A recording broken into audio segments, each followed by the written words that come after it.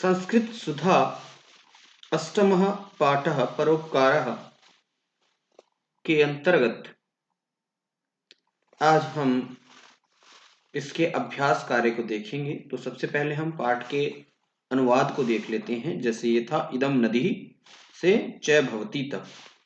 तो यहाँ अनुवाद है, यह नदी है, यह जल से भरी हुई है, पूरी तरह भरी हुई है। नदी अपने पानी को नहीं पीती है, अपने जल को नहीं पीती है, अपितु सभी जल जीवों के लिए देती है। इसका जल पीने के लिए, नहाने के लिए और सींचने के लिए होता है, सिंचाई के लिए होता है। अब हम दूसरे पैराग्राफ को देखेंगे। अयम सैनिकः से एव भवति तक, यह सैनिक है, यह देश की रक्षा करता है, देश की रक्षा ही उसका कर्तव्य है, उसका जीवन देश रक्षा के लिए ही होता है। तीसरे पैराग्राफ को देखेंगे। तीसरे हम अयम वृक्षः से एव भवति तक, यह पेड़ है, यह पेड़ है, यह फलों से भरा है, यह अपने फलों से दूसरे जीवों को पालता है, इसकी छाया में बहुत से लोग विश्राम करते हैं। यह अधिक क्या, किम बहुना अधिक क्या, इसका जीवन परोपकार के लिए ही होता है। श्लोक दिया गया है, सुभाषितानी दिया गया है।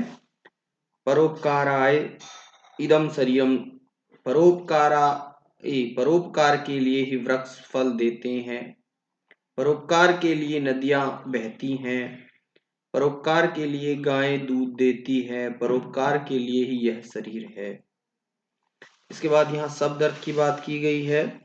तो जैसे इसमें आया है परोपकाराय, यानी कि दूसरों की भलाई के लिए, सेचनाय सींचने के लिए, सर्वेभ्य सभी के लिए, जीवेभ्य जीवों के लिए, पूरिता पूरी भरी हुई, किम बहुना अधिक क्या, मेघः बादल। वैसे इससे पहली वाली जो वीडियो थी उसमें हमने अर्थ को अच्छे से समझाया था।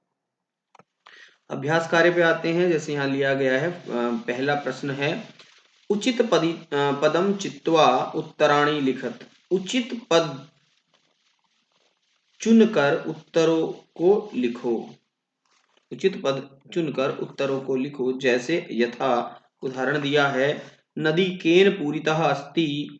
पहला ही हम एक उदाहरण दिया है उन्होंने, नदी केन पूरितः अस्ति। तो केन पूरितः अस्ति नदी, जलेन। इसका आंसर दिया है उन्होंने, उत्तर दिया है, नदी जलेन पूरितः अस्ति।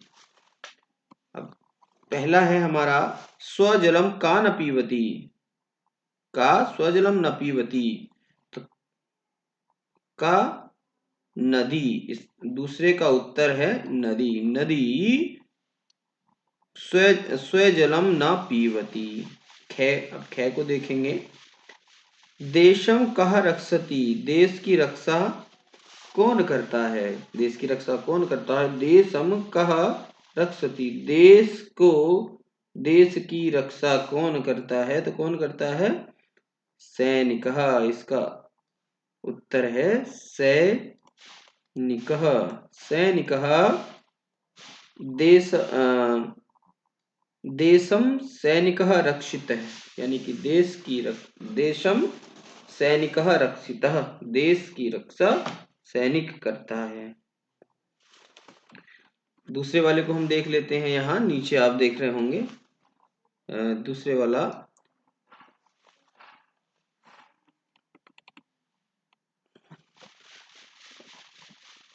यहाँ दिया गया है, यथा योग्यम मेलित्वा वाक्यानि लिखत। यथा योग्य मेल करके वाक्यों को पूरा करें। तो जैसे इन्होंने उदाहरण दिया है, यथा नदी देशम रक्षति, नदी देशम रक्षति नहीं, इसके साथ क्या मिलान आएगा, नदी सर्वेभ्यः जलम, नदी सर्वेभ्यः जीवेभ्यः जलम यच्छति। नदी का नदी को किससे मिलाएंगे?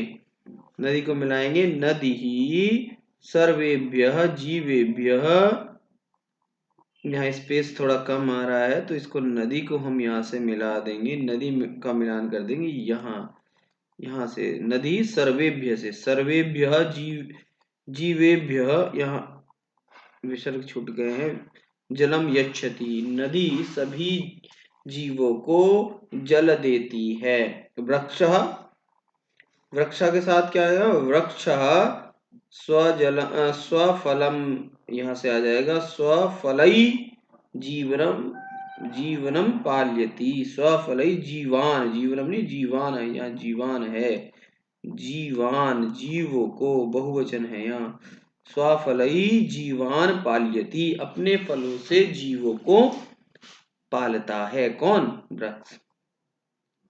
अब इसके बाद है शिक्षक, सैनिकः। सैनिकः क्या? सैनिकः, इसका मिलान हो जाएगा देशम रक्षति, देशम रक्षति। फिर यहाँ आया है शिक्षकः, शिक्षकः का शिक्षकः किम करोति? शिक्षकः बालकान् शिक्षयति, बालकान् शिक्षयति। शिक्षक बालकों को शिक्षित करता है। शिक्षक है बालकान, शिक्षक है बालकान शिक्षयति, शिक्षक बालकों को शिक्षित करता है। इस तरह से हम मेल यहाँ करेंगे। बहुवचने परिवर्तित, बहुवचन में परिवर्तन करना है तो यहाँ नीचे जो हमारा है इसमें बहुवचन में परिवर्तन करना है। जैसे यहाँ दिया गया है वृक्षः, वृक्षः भवति, वृक्षः भवति। यहाँ पीडीएफ में ये यहाँ आ गया है वृक्षः भवति, ये लाइन यहाँ नहीं आएगी, इसको यहाँ से हम हटा देते हैं इस तरह से। वृक्षः तो वृक्ष है, वृक्षः का बहुवचन क्या हो जाएगा? वृक्षः का बहुवचन वृक्षः, वृक्षः का क्या हो जाएगा? वृक्षः, यहाँ हो जाएगा वृक्षः।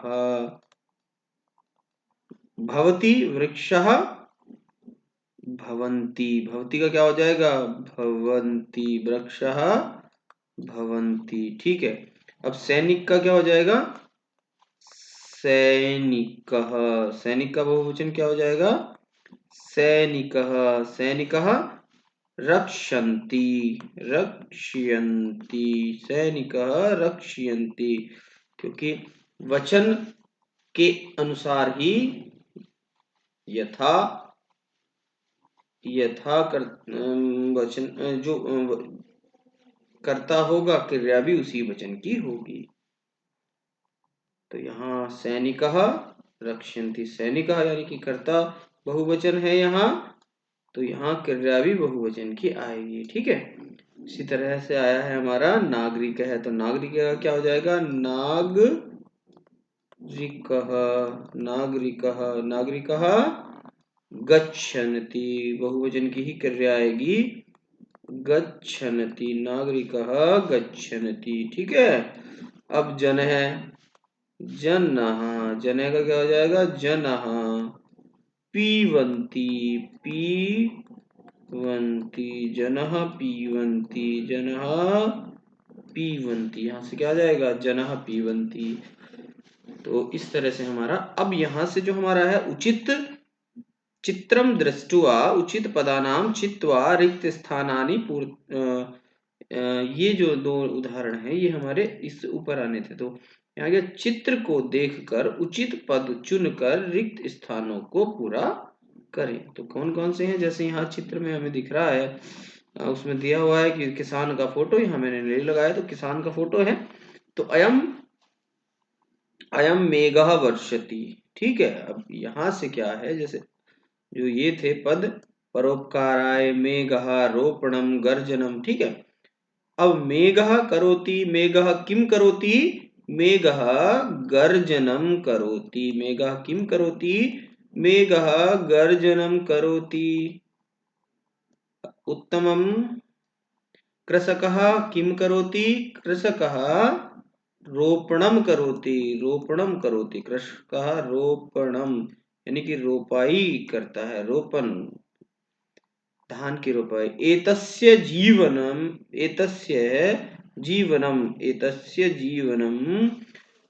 परोपकाराय, किसका जीवन परोपकार के लिए है? कृषकस्य जीवनम यानी कृषकस्य जीवनम परोपकाराय इव भवति। किसान का जीवन यहाँ क्या आ जाएगा? परोपकाराय। गे में क्या आ जाएगा?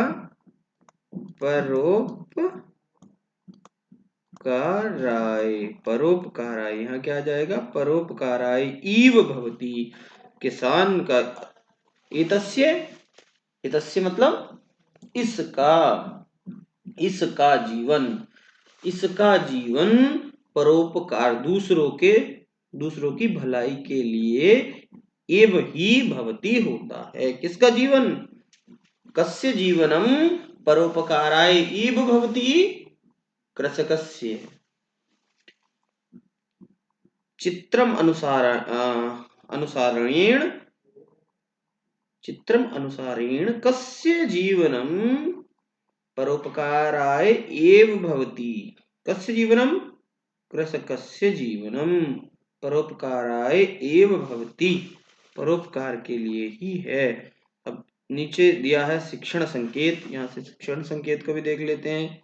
तो शिक्षण संकेत में क्या दिया है? छात्र ही सह, छात्र की तृतीय विभक्ति ली गई है। छात्रों के सही, सह माने साथ, छात्रों के साथ जल संरक्षण विषय पर या विषय में चर्चाम कार्येत, चर्चा करें। जल संरक्षण के विषय पर चर्चा करें। इस तरह से हमारा अभ्यास कार्य पूरा हो जाता है। अष्टमः पाठः परोपकाराः संस्कृत सुधा कक्षा 4 का हमारा अभ्यास कार्य इस तरह से पूरा हो जाता है। धन्यवादम।